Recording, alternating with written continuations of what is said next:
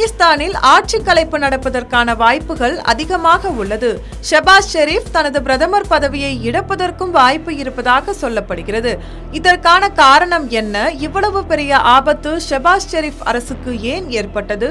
எதிர்க்கட்சிகள் செய்த சம்பவம் என்ன போன்றவற்றை தற்போது விரிவாக பார்க்கலாம். கடந்த 2018ஆம் ஆண்டு பாகிஸ்தானின் பிரதமராக பதவியேற்ற இம்ரான் கான் எதிர்க்கட்சிகளின் நம்பிக்கையில்லா தீர்மானத்தால் கடந்த 2022ஆம் ஆண்டு பதவியை இழந்தார்.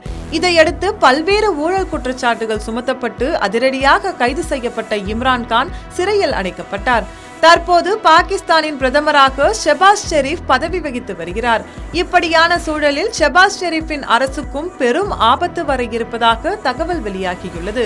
அதாவது சிறையில் இருக்கும் இம்ரான் கானுக்கு உடல்நலம் பாதிக்கப்பட்டதாகவும் அவருக்கு சிறையில் சிகிச்சை சரியாக வழங்குவதில்லை என்றும் அவரது குடும்பத்தினர் குற்றம் சாட்டியிருந்தனர். இதையடுத்து இந்த விவகாரத்தில் தலையிட்ட உச்சநீதிமன்றம் அவரை தனியார் மருத்துவமனைக்கு மாற்றி சிகிச்சை வழங்க வேண்டும் என்று உத்தரவிட்டது. ஆனால் அதனை ஏற்க மறுத்த அரசு இந்த உத்தரவை மறுபரிசீலனை செய்ய வேண்டும் என்று கேட்டுக்கொண்டது.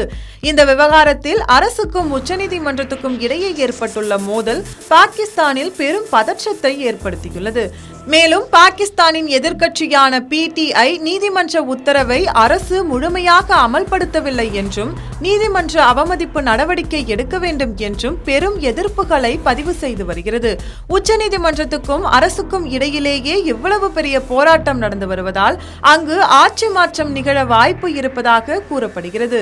பாகிஸ்தானில் எதிர்க்கட்சிகளின் போராட்டம் தீவிரம் அடைந்தாலோ, அரசு உச்சநீதிமன்ற மோதல் அதிகரித்தாலோ, கூட்டணி கட்சிகளின் ஆதரவு பாதிக்கப்பட்டாலோ ஷெபாஸ் ஷெரீப்பின் ஆட்சி கவிழும் நிலைக்கு தள்ளப்படும். தற்போதைய நிலவரப்படி உடனடியாக ஆட்சி கவிழும் என்று கூற முடியாவிட்டாலும் இம்ரான் கான் விவகாரம் பாகிஸ்தானின் அரசியல் பதற்றத்தை மீண்டும் அதிகரித்து வருவது தெளிவாக தெரிகிறது.